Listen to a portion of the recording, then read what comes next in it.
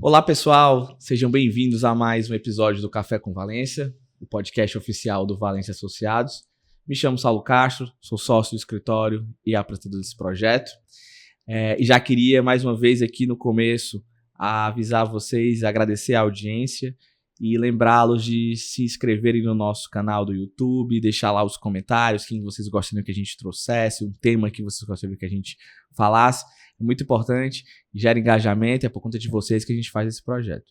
E hoje eu tenho aqui a presença do amigo, esse cara a gente se conhece há muito tempo.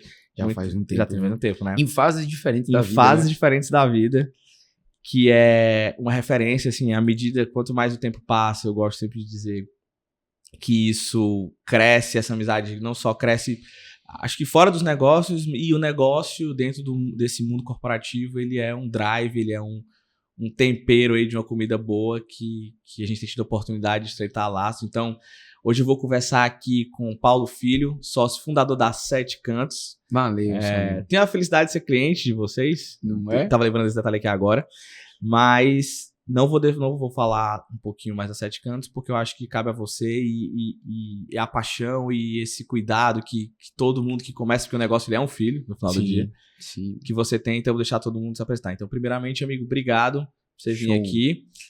Já vou emendar na primeira pergunta e fica à vontade para se apresentar. Todo negócio, o empreendedor, o empresário, enfim, o termo que você quiser dar, tudo isso nasce muitas vezes, um negócio ele nasce de uma inquietação, de alguma coisa que o cara fica ali observando e que incomoda ele. Perfeito. Então eu queria saber como é que surgiu a Sete Cantos e aí fica à vontade para falar a tua história também. Show. Valeu, Saulinho. Obrigado pelo convite.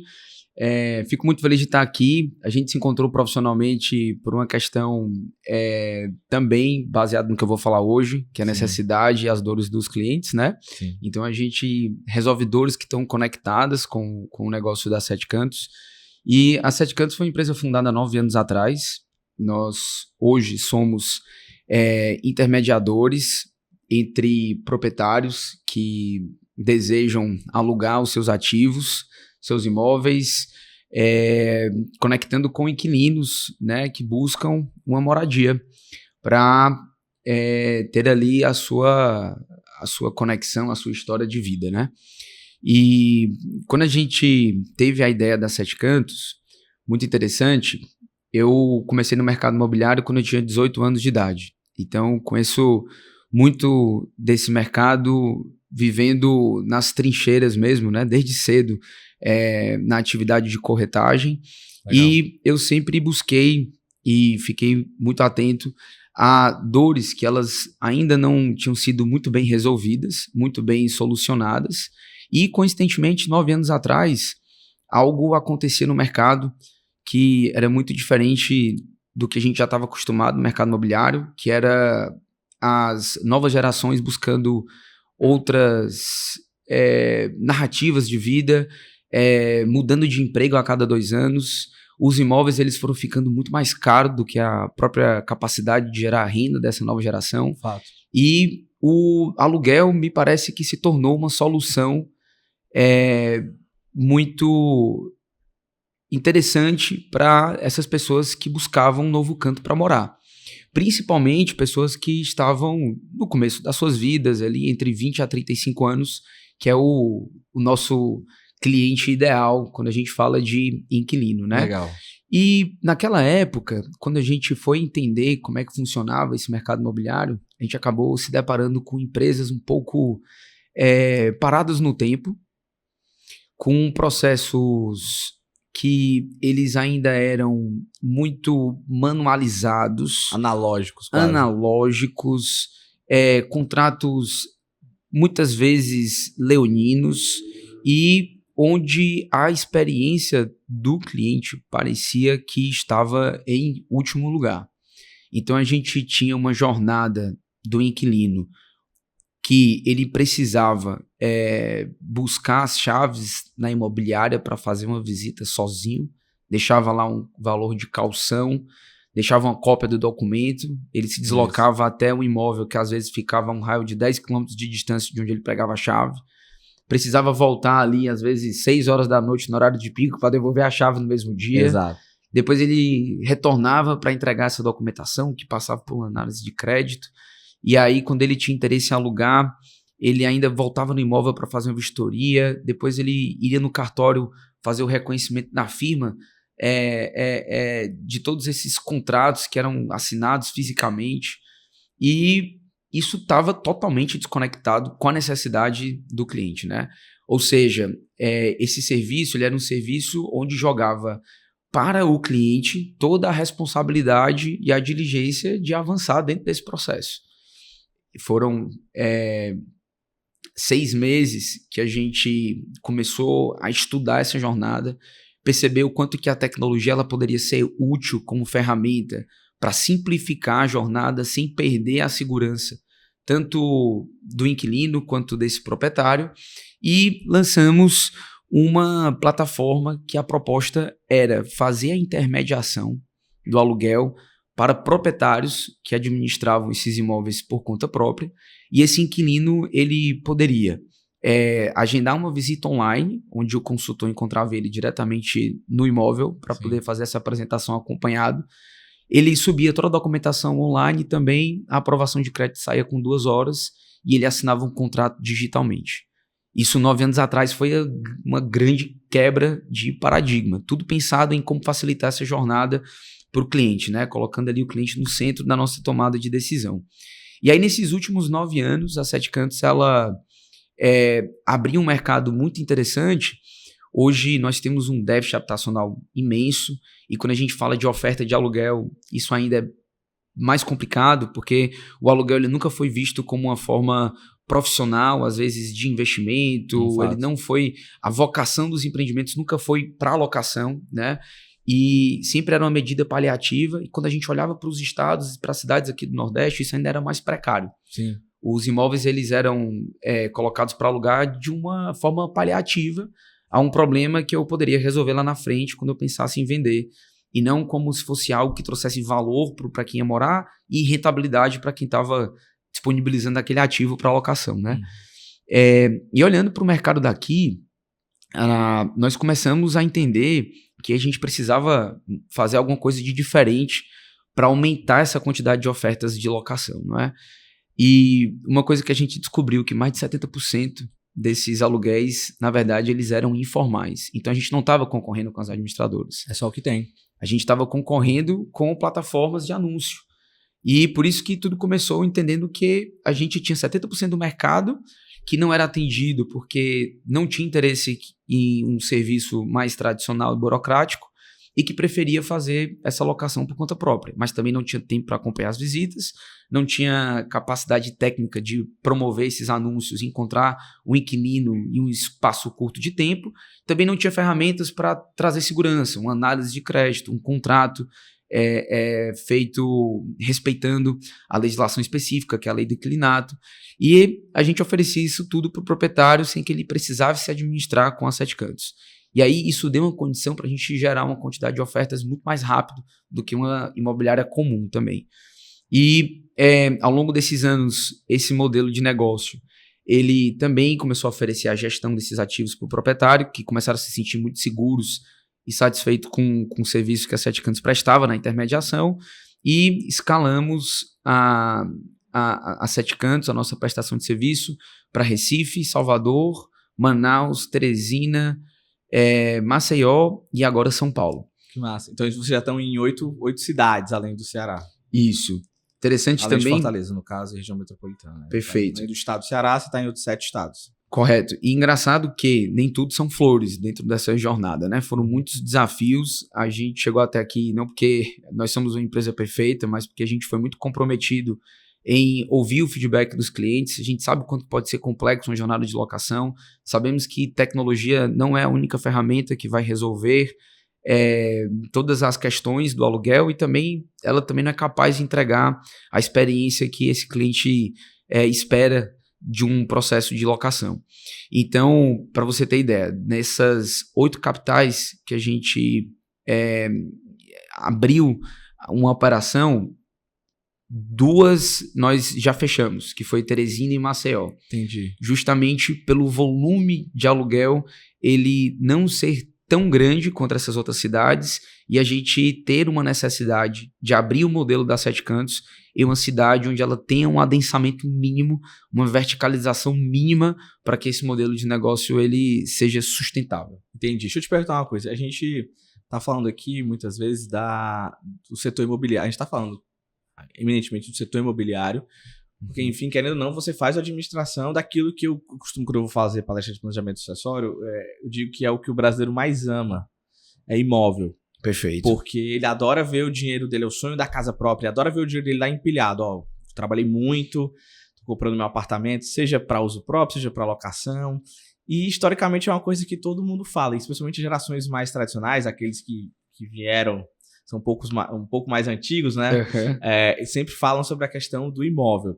Que querendo ou não, tem ali uma historicidade de retorno muito boa, né? Sim. E aí você entra com a questão da tecnologia, no mercado mais tradicional. Eu lembro muito como é que é a figura do corretor, quando os meus pais foram comprar o imóvel deles, que eles moram até hoje, entendeu? Sim. Então, isso lá, sei lá, em 2009, 2008.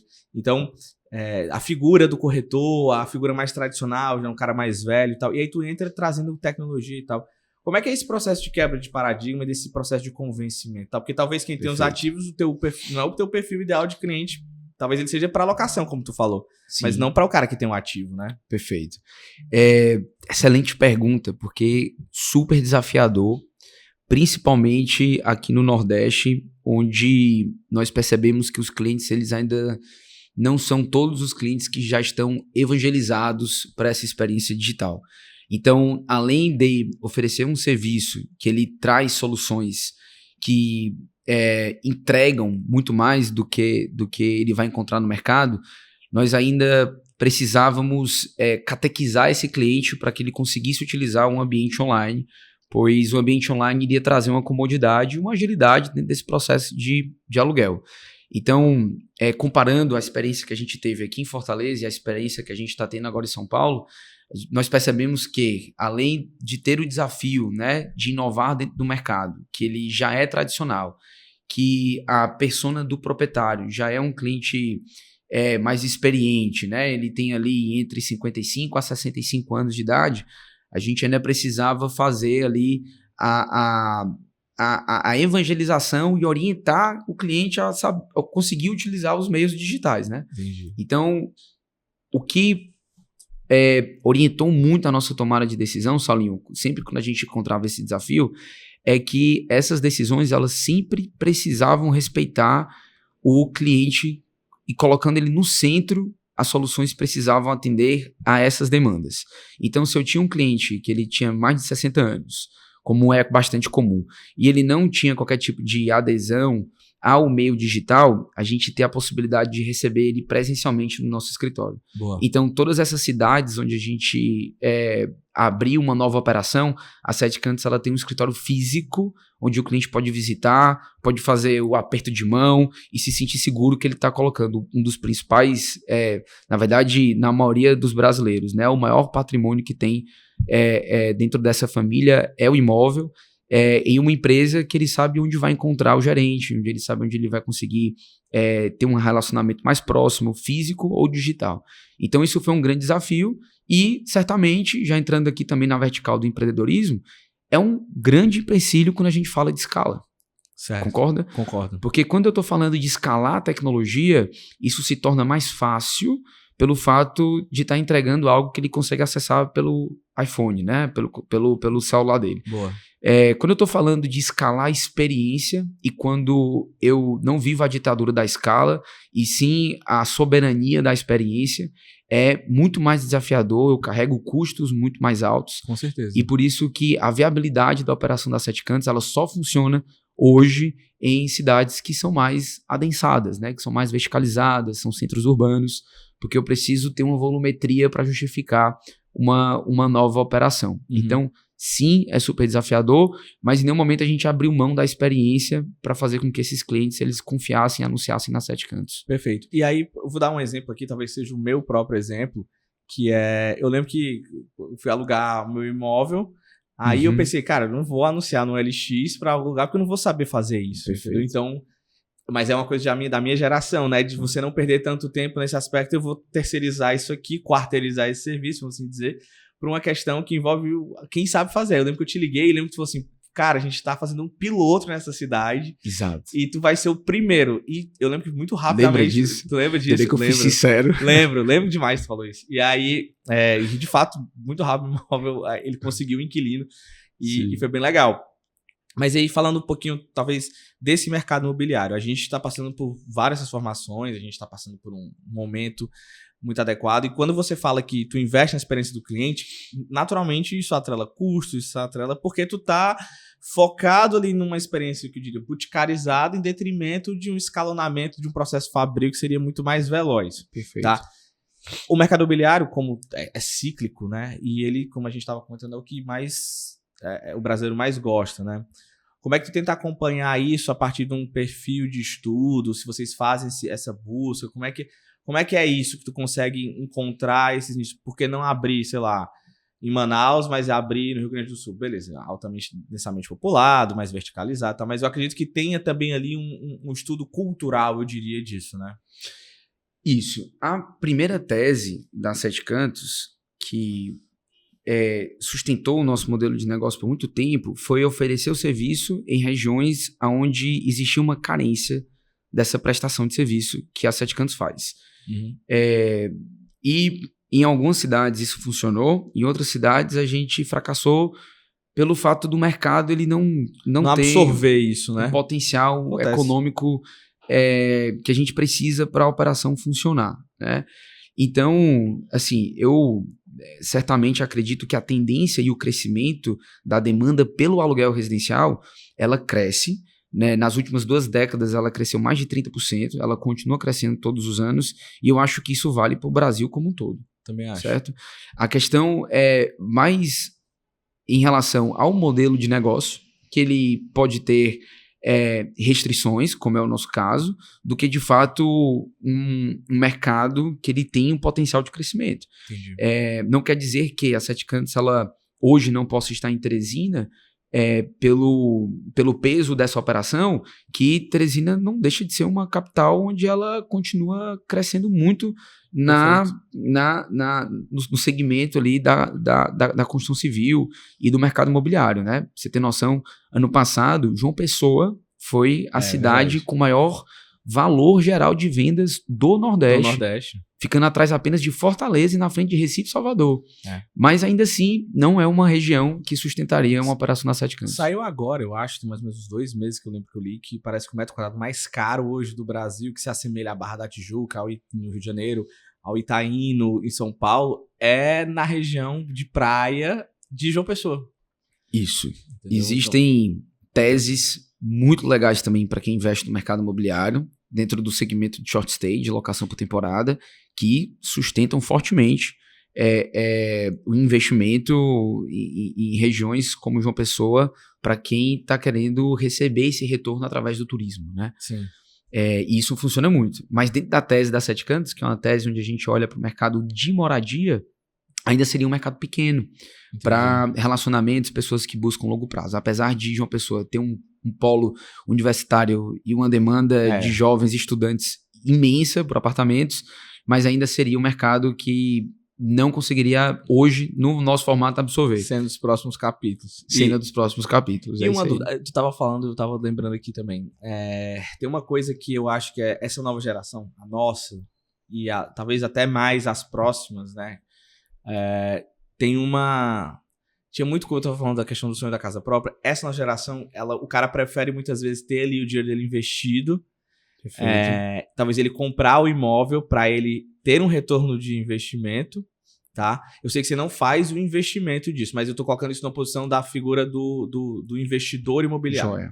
Joia.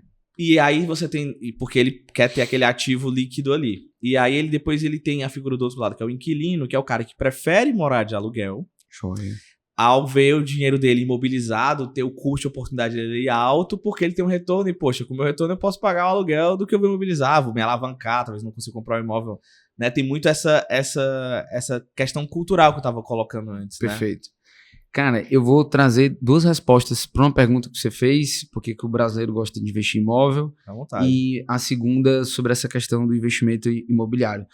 Eu acho que talvez pessoas que já passaram por vários ciclos aqui no Brasil, que são mais experientes, elas vão falar para você, sempre invista em dólar, sempre compre dólar, Sim. não é? Há uma relação muito semelhante com o mercado imobiliário também. Eu acredito que o investimento em imóveis, ele sempre é necessário para você criar uma proteção, certo? Que te favoreça em frente ao que acontece dentro da valorização desse mercado imobiliário. Então, primeiro de tudo, independente se você vai comprar um imóvel para morar ou você vai preferir morar de aluguel, você precisa comprar um imóvel. E nesse caso, se ele não atende à sua demanda de moradia hoje, ele deveria ser adquirido como investimento. Entendi.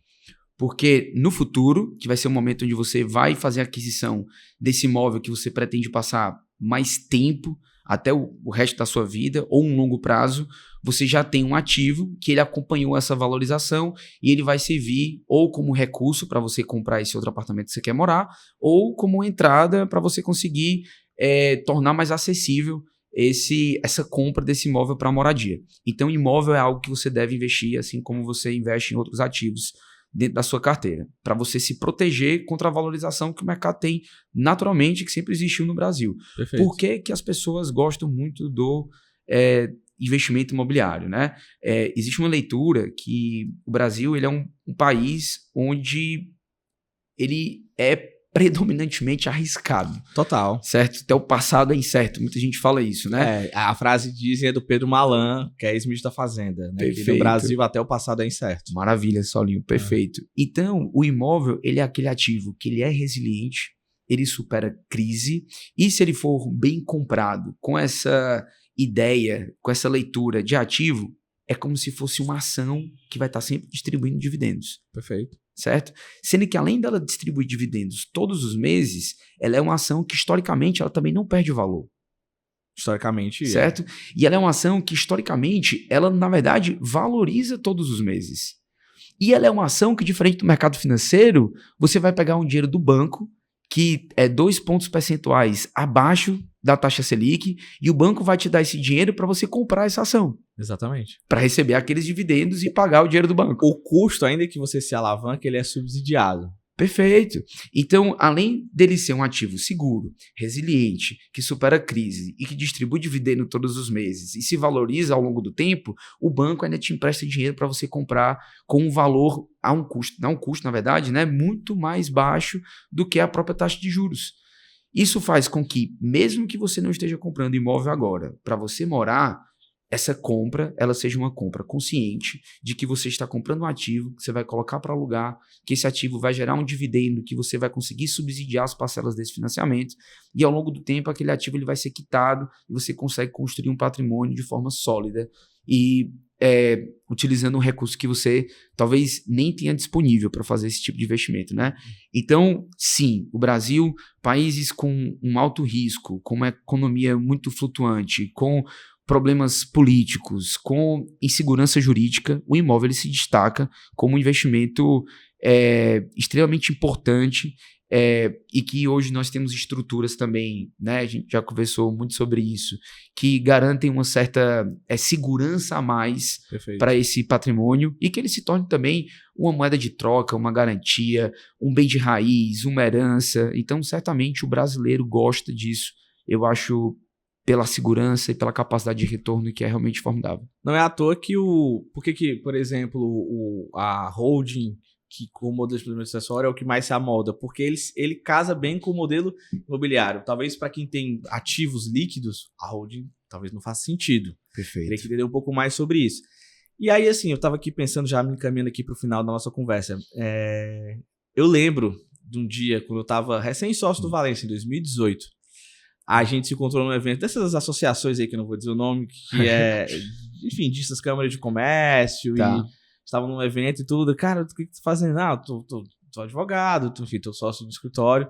Não, tô montando um negócio que eu não vou chamar de imobiliária, mas eu vou chamar de uma empresa que faz uma espécie de gestão de ativos imobiliários. Perfeito. Eu lembro disso aí demais, isso em 2018. E aí, 9 anos, eu tava lembrando aqui, poxa, Encontrei o Paulinho com 1 ano de Sete Cantos. Verdade. E de lá pra cá você passou assim uma jornada.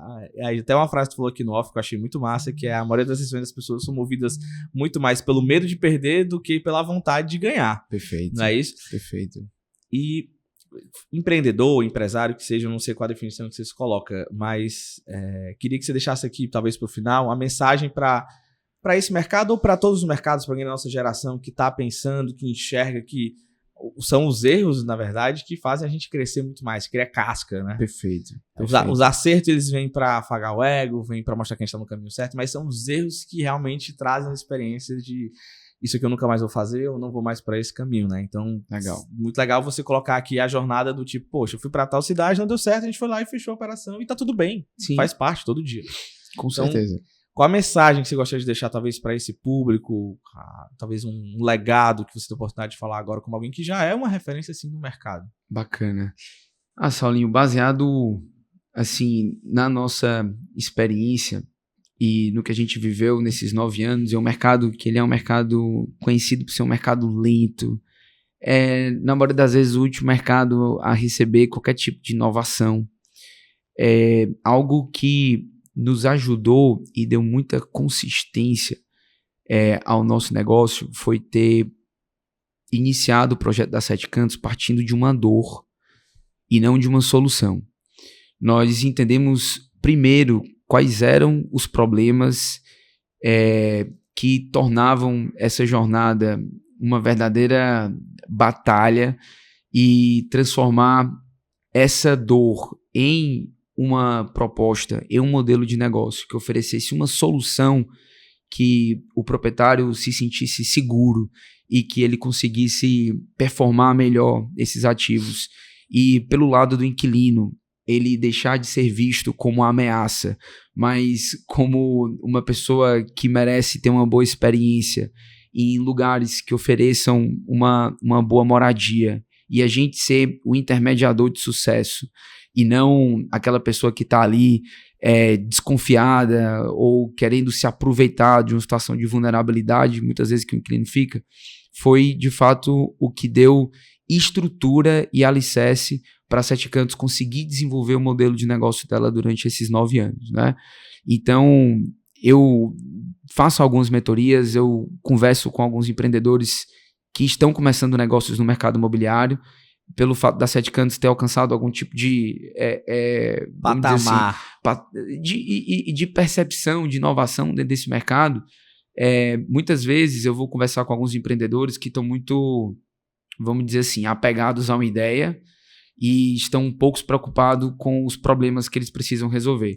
E quando você muda essa percepção na sua cabeça, você vai começar a encontrar várias oportunidades de negócio que as pessoas vão estar dispostas a pagar pelo aquilo que você está fazendo e é aquilo que vai, de fato, dar sustentação e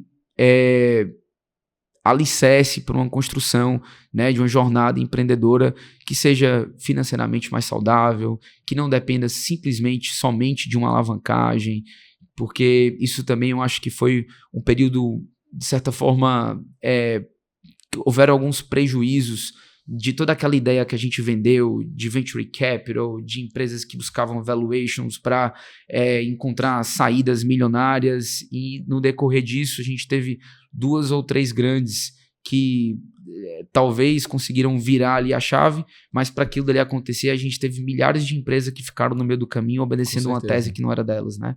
Então eu acredito que encontrar uma dor, começar a trabalhar com o dinheiro do cliente, validar essa ideia várias vezes até se sentir seguro, ter um PMF, um produto com fit para esse mercado antes de você fazer uma grande distribuição. Eu acho que assim, né, é uma das lições mais valiosas que eu tive e que ajudaram muito a Sete Cantos a conseguir construir um caminho saudável e que continua aí, graças a Deus, crescendo muito bem todos os anos, né? E pretendendo fechar o ano aí com o melhor resultado da nossa história. Massa. Eu vou dar um spoiler aqui. O próximo, eu não vou falar quem é. O cara do próximo episódio, que você conhece, tá? Ele vai vir aqui falar dos 40 anos da empresa dele. Então eu espero que daqui, sei lá, 31 anos a gente esteja podendo conversar de novo. Tomara. Uma plataforma e lembrar desse ano 1, desse ano 10 que você tá chegando. Massa. E no ano 40. Então, eu desejo muito sucesso. Queria agradecer por você vir aqui. Obrigado, e cara. Foi assim, um prazer. Ficarei aqui 1000 horas sobre esse assunto. Você sabe que a gente gosta muito de trocar ideias sobre esse tema. Com certeza. Mas, enfim, nosso tempo é limitado.